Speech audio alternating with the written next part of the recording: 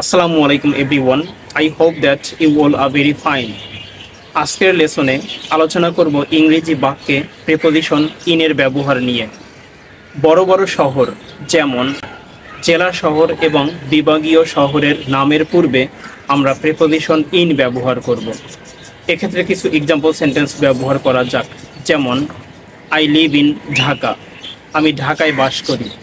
অথবা বলা যায় I am now in Khulna, আমি এখন খুলনায় আছি।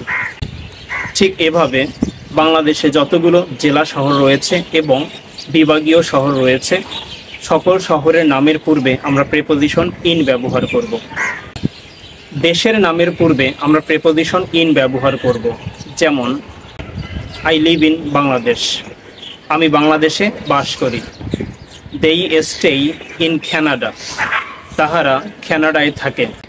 সুতরাং পৃথিবীতে যতগুলো দেশ রয়েছে সবগুলো দেশের নামের পূর্বে আমরা প্রিপোজিশন ইন ব্যবহার করব।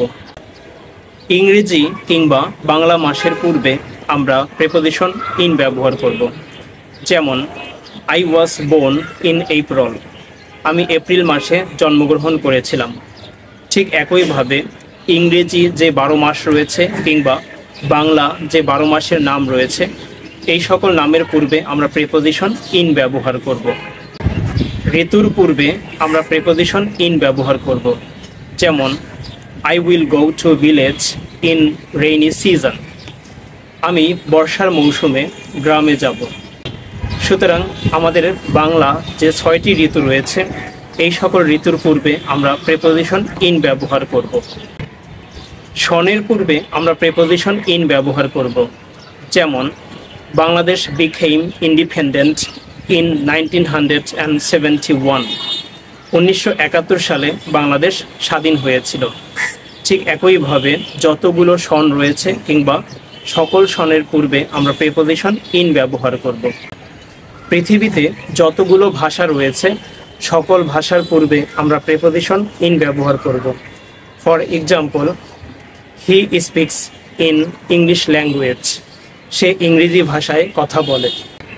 সাবজেক্ট বা বিষয়ের পূর্বেও আমরা প্রিপোজিশন ইন ব্যবহার করব, যেমন I studied in English literature, আমি ইংরেজি সাহিত্যে পড়াশোনা করেছিলাম।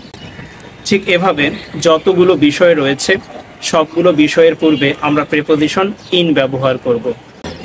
সময়ের পূর্বে আমরা প্রিপোজিশন ইন ব্যবহার করব, যেমন I go to office in the morning. ঠিক একইভাবে আফটারনুন এবং ইভিনিং এর পূর্বেও আমরা প্রিপোজিশন ইন ব্যবহার করব, কারণ এগুলো দ্বারা পৃথক পৃথক সময় বোঝায়। কোনো কিছুর ভিতরে বোঝাতে আমরা প্রিপোজিশন ইন ব্যবহার করব, যেমন there are some students in the classroom, শ্রেণীকক্ষে কিছু শিক্ষার্থী রয়েছে। সুতরাং শ্রেণীকক্ষের ভিতরে বোঝাতে আমরা প্রিপোজিশন ইন ব্যবহার করব। Dear learners, I hope that it's very clear to you all. প্রিপোজিশনের মোটামুটি সকল ব্যবহার নিয়ে আলোচনা করার চেষ্টা করেছি। এখন তোমাদের কাজ হচ্ছে প্রতিটি সেন্টেন্স দিয়ে একাধিক বাক্য কিংবা একাধিক সেন্টেন্স তৈরি করে চর্চা করা। Thanks for watching.